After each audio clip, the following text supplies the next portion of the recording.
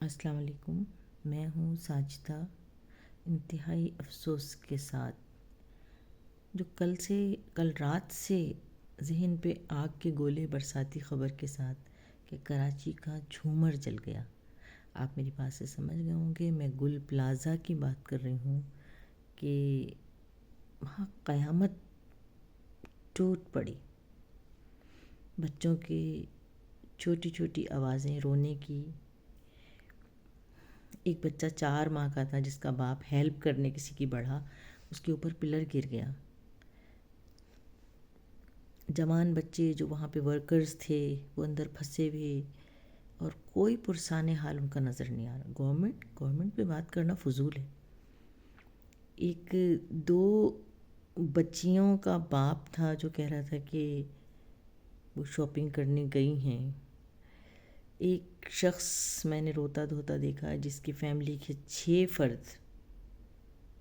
6 افراد اندر موجود تھے، اور آگ آسمان سے باتیں کر رہی تھی۔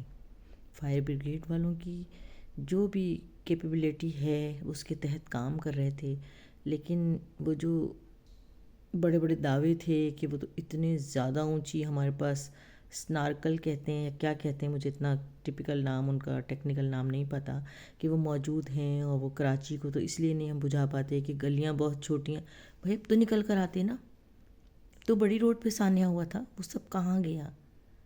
جو بھی ہیں حکمران، مراد علی شاہ ہیں یا کہنا چاہیے مرتضی وہاب ہیں، تو بھائی یہ کیا ہو رہا ہے ہمارے ساتھ؟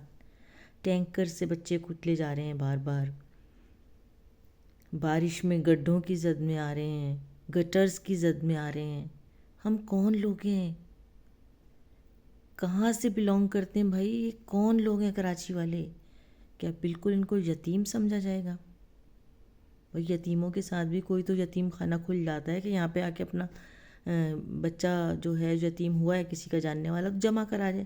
ہمیں تو کہیں جمع کرانے کی کوئی ان کے پاس جا ہی نہیں ہے۔ بس آپ نے پڑھا لکھا اور اپنی ڈگریاں لیے بغل میں دباتے چلے جا رہے ہیں، آگ کے شعلوں سے کھیلتے۔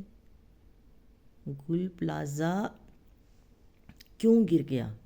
اتنی بڑی بلڈنگز کی جو چیکنگ کرتے ہیں، جو کنٹرولز کرتے ہیں سارے، مطلب اس کی جو کہنا چاہیے اپڈیٹ ملتی ہیں بلڈنگز کی، وہ الگ الگ ادارے ہیں، سب پیسے کھا رہے ہیں، سب تنخواہیں لے رہے ہیں کہ بھائی بجلی والے آ کے اپنی بجلی کی چیکنگ نہیں کر رہے، یا جو چھتیں چیک کرتے ہیں ٹھوک بجا کے کہ یہ بلڈنگ کتنی دن کے لیے کیا ہے، اس میں کیا ڈیفیکٹ چل رہا ہے۔ یہ تو پوری سب چیزوں کی ادارے بنے ہوئے ہیں نا، سب کی چیکنگ ہوتی ہے۔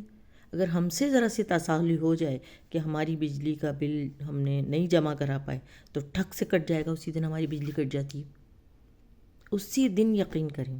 اگر ہم نے اپنے ٹیکس پراپرٹی کے نہیں جمع کرائے تو آ جاتا ہے کہ بھئی یہ ہم تو شاید یہاں رہتے ہیں کنٹونمنٹ کے علاقے میں کہ آپ کے گھر سیل کر دیے جائیں گے۔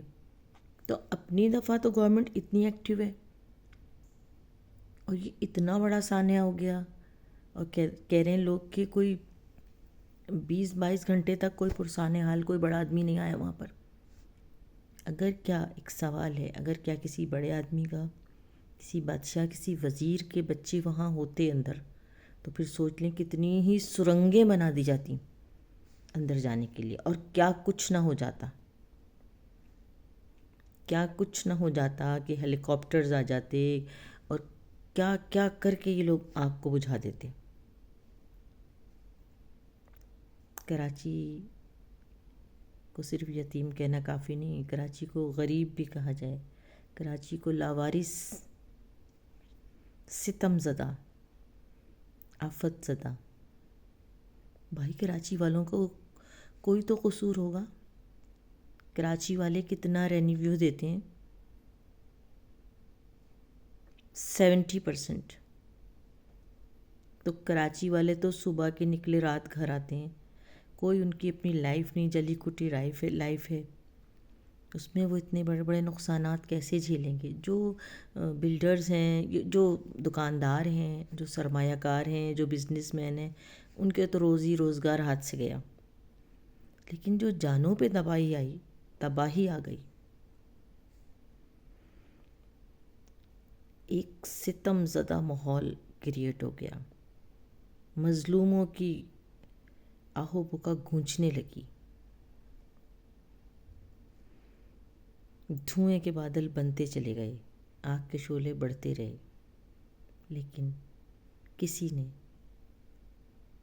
کسی مظلوم کی پکار نہیں سنی۔ اب سنا ہے کہ 40 لوگ کہیں مسجد میں پھنسے ہوئے ہیں، وہ کہہ رہے ہیں کہ ہم زندہ ہیں کسی مسجد میں، تہہ خانے میں، جو بھی ہوگی بیسمنٹ میں ان کی مسجد۔ تو واللہ اس سے بڑا کوئی واسطہ نہیں ہوا، اللہ سے بڑے واسطے کے انہیں بچایا جائے، اور گورنمنٹ ذرا ایکٹیو ورک کرے، سندھ گورنمنٹ، وفاق گورنمنٹ، پتہ بھی چلوائیں کہ آگ کس نے لگائی، کون پاکستان کا اتنا بڑا دشمن ہے، ان چیزوں پہ بھی نظر رکھی جائے، یہ کون۔ اور سنا ہے کہ آگ ایسی لگائی گئی ہے کہ آگ جو ہے نا، جتنا اس کو بجھانے کی کوشش کی جا رہی ہے وہ تو اور بڑھتی چلی جا رہی ہے، مطلب کوئی 24 گھنٹے سے آگ کا بڑھنا اور زیادہ بڑھنا بجھانے کے